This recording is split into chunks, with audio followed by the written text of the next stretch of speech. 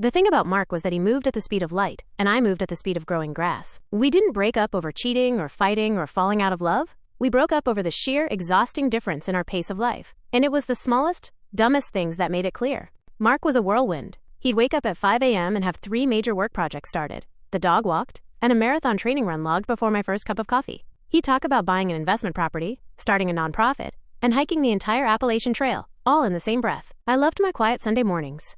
I loved working slowly in my garden, watching the shadows change, spending a full hour getting lost in a book. My big, exciting plan for the week was mastering a new sourdough recipe. The relationship didn't hit a wall. It was like we were on 2 adjacent escalators moving in opposite directions. We were side by side, we could hold hands, but the distance between our floors was growing fast. The moment I truly knew it was over was during a trip to the grocery store. I had paused by the olive oil section, just admiring a fancy bottle, when I turned around and realized Mark was already at the checkout, 3 aisles away, patiently waiting, tapping his foot. Not angrily, just impatiently. He'd bought everything on his half of the list in under 3 minutes, while I was still contemplating which kind of basil to buy. It was such a silly, small thing, but it was the perfect metaphor for our lives. He was always 3 steps ahead, and I was always enjoying the moment he just rushed past. That night, after a silent dinner where he tried to tell me about his 5-year plan, and I tried to tell him about the perfect crispness of the green beans, I finally put my fork down. I said, "We have to stop." The words hurt less than I expected. He looked up, surprised, but there was no confusion in his eyes. He already knew. "Why?" he asked. Quiet for once. "Because I love you too much to make you slow down," I explained. "And I love myself too much to try and catch up. We're great together, Mark, but we're running 2 totally different races. I'm taking the scenic route, and you're sprinting to the finish line."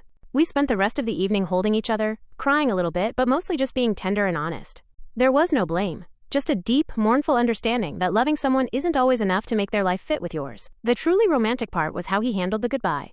He didn't rush it. For once, he stayed perfectly still. He let me talk. He let me cry. He gave me a final, slow, deep hug that felt like a gift. It was the only time in our 2 years together that I felt like he was entirely, utterly present, moving at my speed. We broke up because we loved each other enough to prioritize the other person's right to be authentically themselves. He deserved a partner who could keep pace. I deserved the time to stop and admire the olive oil. We both went on to do what we were meant to do. He went traveling, and I finally got my garden plot big enough for a tiny shed. We occasionally send a text, a photo of a mountain peak from him, a picture of a perfect, ripe tomato from me. Our life together was brief, but it was a beautiful crash of light and slow living, and I wouldn't trade the experience for anything. We didn't stop loving. We just decided to love from a distance that allowed us both to thrive at our own true speed.